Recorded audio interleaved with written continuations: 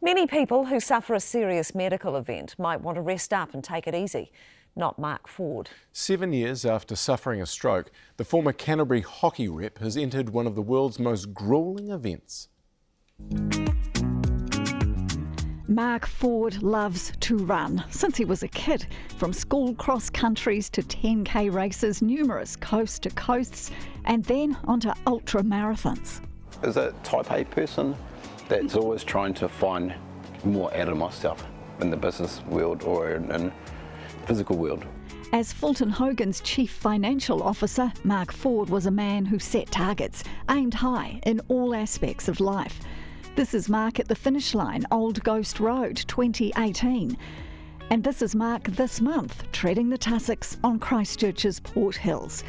You might think not much has changed for Mark over that time, when in fact he's been to hell and back. This was Mark in 2019, soon after suffering a severe stroke. Couldn't walk, talk, drink or swallow. I remember a very odd sensation out of body. I'm not a religious person, but I can remember like I was watching myself. Something odd was happening. I remember being so scared because I couldn't speak properly. I woke up on the 6th of February at 1:15 a.m. Odd sensation up my nose, like I had water up my nose. I tried to blow my nose and then decided to get up to go to the bathroom. I fell between the bed and bedside table, stuck there. I didn't know what was going on. My wife thought I smashed my head. So then we ran the ambulance. The ambulance came and said, "We think he's had a stroke." We didn't even know what a stroke was then. Mark was 41 years old, fit as a fiddle, and let's be honest, like many people, thought strokes only really afflicted the elderly. It's something that my grandma had. I just thought it's an old person's thing, it's not a young person's thing. How wrong could I have been?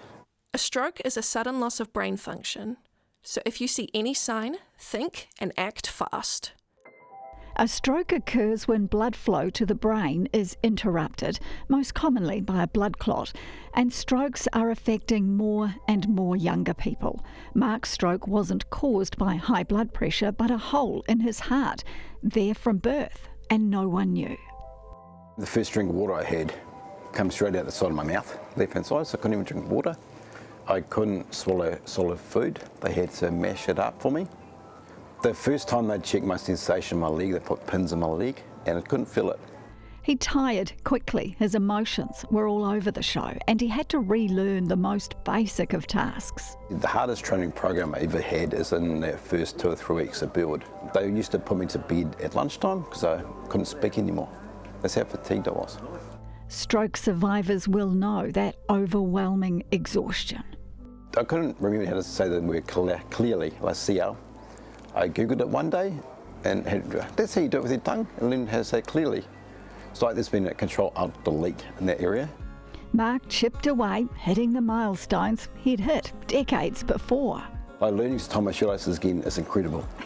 Learning to use a knife and fork, kind of, which I do now, is amazing. Getting your license back was amazing.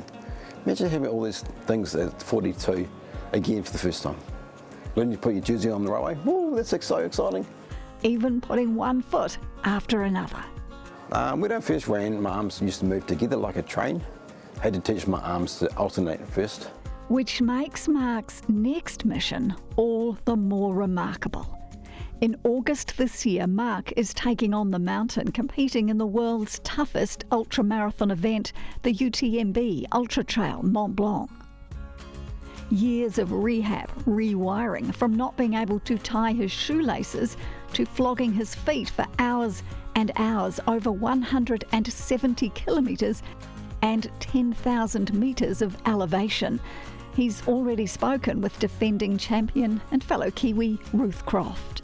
She's incredible. Like the speed she runs, if you see her outside New Zealand, she's a rock star, a celebrity. I'm not there to win it, I'm not there to be Ruth Croft, I'm there to just finish the thing. And find new bound limits for myself. He's taking his followers along for the ride. The Rewired runner has taken up fundraising for the Stroke Foundation and is a mentor to others rebuilding brains and bodies. I can't fix those brain cells. All I can do is keep stretching myself now to become a better person like you can be. But don't lose hope. You can redefine what you can be in the future. Good on you, Mark, and good luck.